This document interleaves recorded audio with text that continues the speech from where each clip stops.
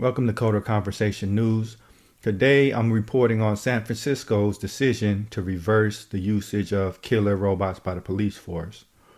Originally, San Francisco approved the usage of these robots, and they had the ability to administer lethal force via explosives. And I believe other weapons were going to be allowed eventually as well. And due to pressure from, just different groups, they reversed their decision.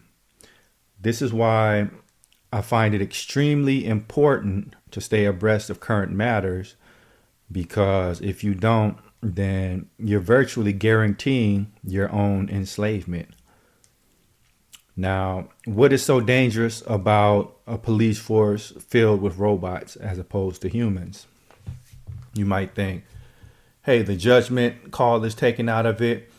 The robot is non-biased, and ultimately it's going to create a safer environment. Well, here's the problem. You can't guarantee any of those things. Who's going to be controlling the robots? And if the robots aren't controlled by anybody and they're controlled by AI, with AI is autonomous to a certain extent. Things come down to the robot's judgment call, and you never really know what call is ultimately going to make.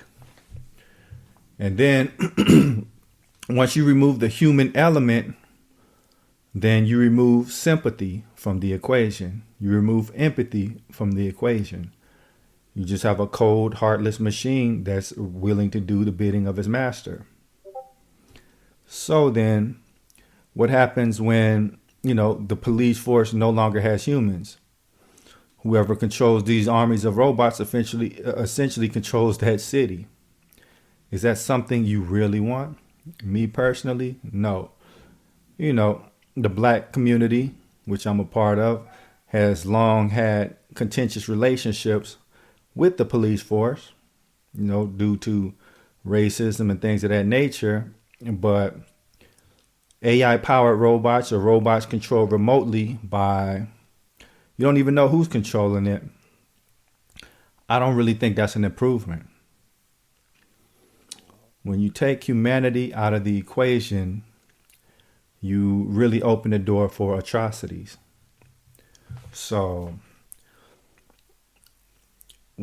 why are these police departments attempting to move towards robots? For one, we're going to put a lot of people out of jobs. What are those people who would normally be in the police departments be doing? You might say some of them are going to be controlling these robots. What I really think is the issue is, if somebody's remotely controlling these robots, their ability to sympathize and empathize is even further removed, because they don't have to look at the results of their actions up close. It's almost like a video game. And I'm sure that's where they're going to find a lot of these people who control these robots, from the top-notch Call of Duty Battlefield players. And when when somebody's been playing games in which killing is trivialized, how is their mentality necessarily going to change that much when they're piloting robots and they're shooting people with them, and they're not seeing the results of their actions up close? It's almost like they're just playing another video game. So that, combined with the loss of jobs, and if the AI, if AI is controlling these robots, the issue then becomes, what instructions are these robots being given? Who's giving them these instructions? I don't know. Ultimately, I just think it's very, very dangerous to hand over everything to robots. And this is why I applaud, the different groups in San Francisco for pushing back and for making the city reverse their decisions. We really don't need robots to, essentially rule over humanity, which is, unfortunately, it looks like that's the direction society is headed.